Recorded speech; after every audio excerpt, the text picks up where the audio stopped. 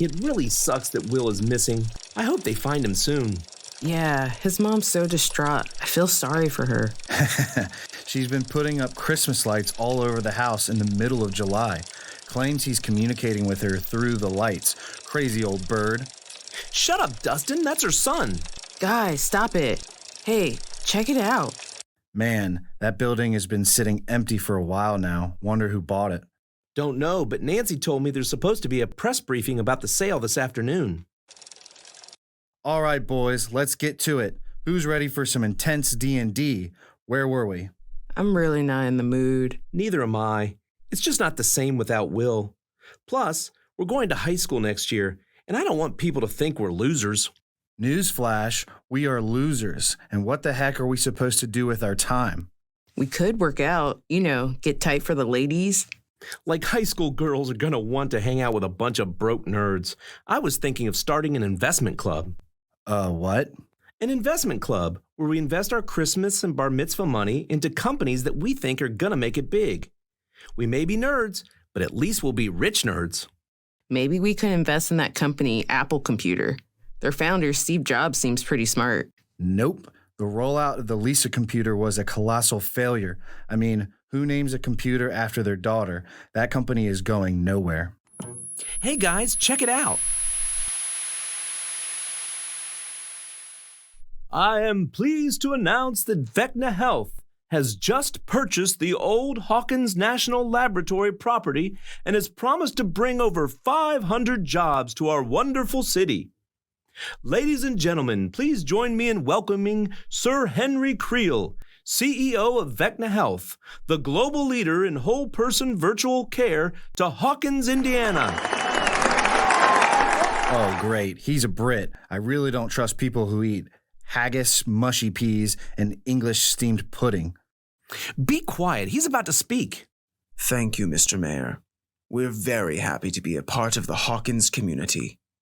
It's time for your suffering to end. We've recently released our earnings for the year, and we are pleased with the strong fourth quarter and full-year operating results. As you can see, we had full-year revenues of $2.4 billion, an increase of 18.4% over prior year. In addition, our adjusted gross profit increased a whopping 20.3% to $1.7 billion, with an adjusted gross margin of 69.1%.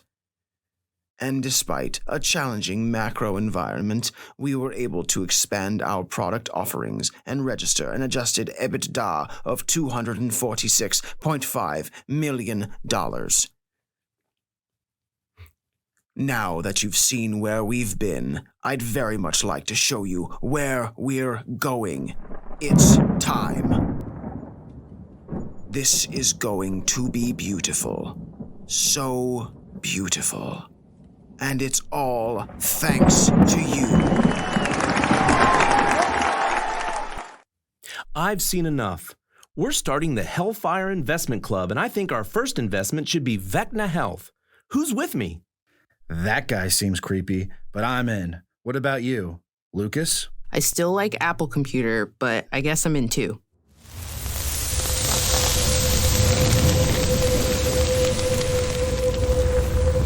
Who are you? My name is 11. What? You mean like the number? Yes. Why? Were you born in November? No. Is 11 your favorite number? No. Were you like one of 11 kids and like your mom had you tatted so she could tell you apart? No. My mom is dead. Sorry. I was part of the experiments that Hawkins Lab performed on children. They branded us with these numbers. How about we just call you L? Okay. Elle, why are you here? I am here to warn you about Henry Creel, Vecna Health, and their use of non-GAAP financial measures. What? Non-GAAP measures are numerical measures that exclude or include amounts that are otherwise included or excluded in the comparable measure calculated and presented in accordance with generally accepted accounting principles, or GAAP. Does Vecna Health use non-GAAP measures? They sure do. And they're not alone. The use of non-GAAP measures by companies has exploded, with more than 90% of S&P 500 companies currently disclosing at least one non-GAAP measure. Do companies disclose non-GAAP measures in the financial statements? Never. The financial statements and related notes must be prepared in accordance with GAAP. Non-GAAP measures show up in other areas of the annual report, like the MD&A, that are outside the financial statements. They also show up in press releases, analyst presentations, or on the company's website. Let's look at the non-GAAP measures disclosed by Vecna Health. Remember this chart that was shown at the press conference? Gross profit and gross margin are GAAP numbers, but Vecna Health is adjusting them, which makes them non-GAAP measures. EBITDA, or earnings before interest, taxes, depreciation, and amortization, is already a non-GAAP measure, but then Vecna Health is adjusting it even further, so we'll need to look more into that. And finally, free cash flow is also a non-GAAP measure. Can companies use non-GAAP measures? And if so, why do they use them? Great questions, Lucas. Wait, how did she know my name? I have powers, but that's not important right now.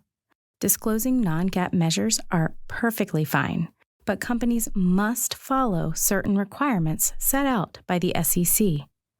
Non-GAAP measures provide companies the flexibility to supplement their GAAP results with disclosures presented through the eyes of management. In other words, companies claim that non-GAAP measures help them to better tell their story to investors.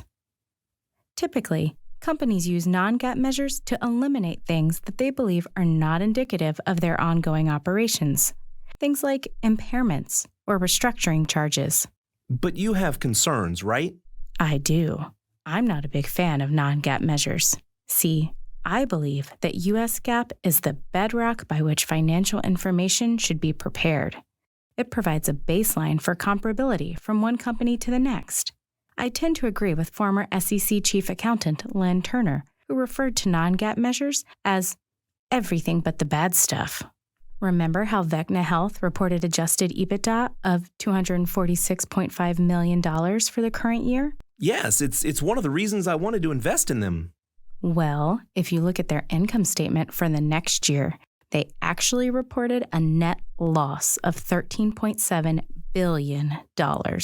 Freaky. I knew we should invest in an Apple. If you teach us about non-GAAP measures, we'll be your friend. Okay. First, we need to define non-GAAP measures and provide you with common examples used by companies.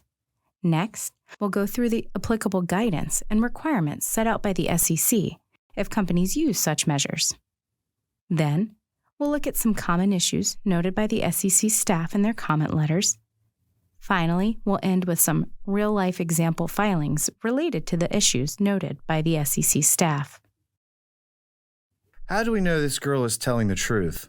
Because we're friends, and friends don't lie.